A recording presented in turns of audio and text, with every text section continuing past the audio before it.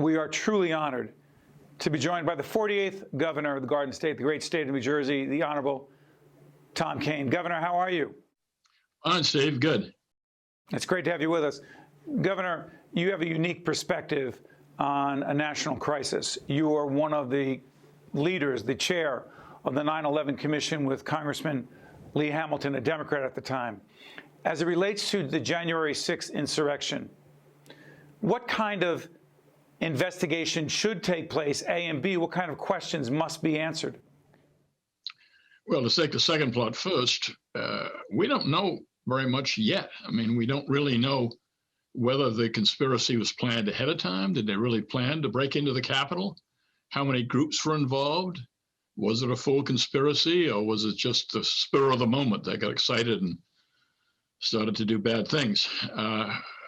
We just don't know that yet. So we got a lot of questions to answer. And, you know, this is the first time since 1812, I guess, that our Capitol's been breached. So it's a big deal. And we have to look into it and find out why and make sure it never happens again. And secondly, I think you probably pick what works. The 9/11 Commission worked. I mean, we wrote our report at a difficult time politically, but it was evenly divided between Democrats and Republicans. We did it, and the report turned out to be unanimous. It's still used as a textbook in colleges around the country, so it stood up very well against the test of time. And the Congress passed recommendations from our report, 40 of them really, should have passed 41, they passed 40 of them, but redid the whole intelligence system in the United States, and the fact that we haven't had an event like 9/11 since. So that was successful. So when you've done something successfully, why not do it the same way again? Governor, but you know what's so interesting? That wasn't even that long ago that you and your colleagues did such an extraordinary job on that commission with you as the chair. But here's the question. In those years since that report, since that horrific incident on September 11, 2001, how much more divided, polarized are we as a nation, to the point where it does not seem like many Democrats and Republicans are willing and or capable of coming together and actually speaking with one voice, even with disagreements, but one voice when it comes to our nation at risk and an insurrection like the 6th? Because there are different interpretations of it, which often seem to be politically motivated, and that could be perplexing for someone who just simply loves this country. Well, it's difficult, but look, when we did our report, we were going into a re-election for then President Bush. The time before had been Bush versus Gore with all the hanging chads. There were a lot of conspiracy theories out there and problems. And look, we got it done then. I can do it now. To me, to say there aren't 10, let's say, Americans of both parties who are willing to put aside politics and do the job. And they don't have to be, you know, we always look to Washington. You don't have to look to Washington. Now, it's fine. There were some good people who served in the Obama administration and the Bush administration who would be willing to serve the country again. There are also some former legislators, but beyond Washington. I mean, you and I both know there were some good ex-justices. There are people who served their country in many ways at the state level as governors, attorney generals. And it's 10 people. All you have to do is find 10 people who are willing to put the country above party. And I think to say that's not possible now is not right. I mean, but the key is the people who are doing the appointing. If it's like the 9/11 Commission, the president appoints the chairman, and the leaders of Congress appoint the vice chairman, and then the leadership of the two parties fill in the commission. The appointments are absolutely key.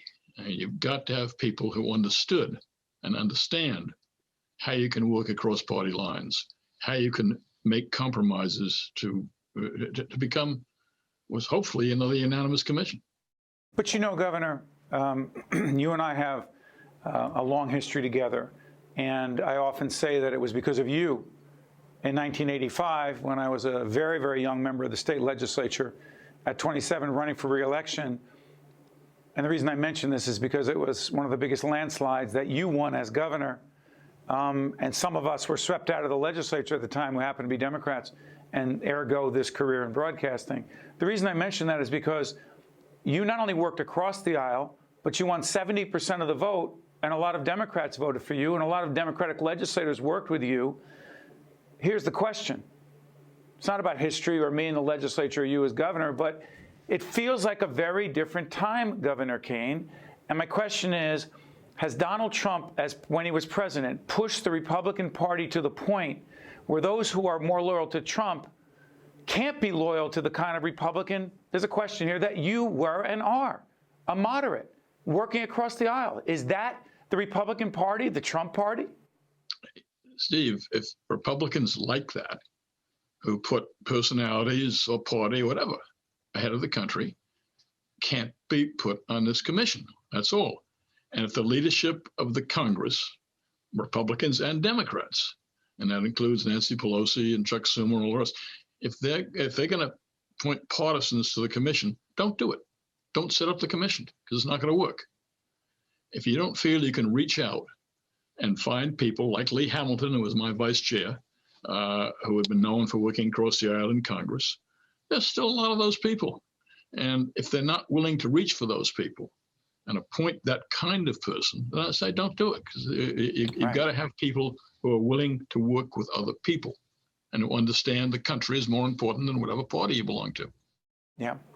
You've been listening to former governor, the 48th governor of the great state of New Jersey, Tom Kean, who chaired the 9/11 Commission, patriotic, made a difference, and always has worked with people across the aisle. And this is not my opinion, but ask most people, we need more leaders like Tom Kean in public life.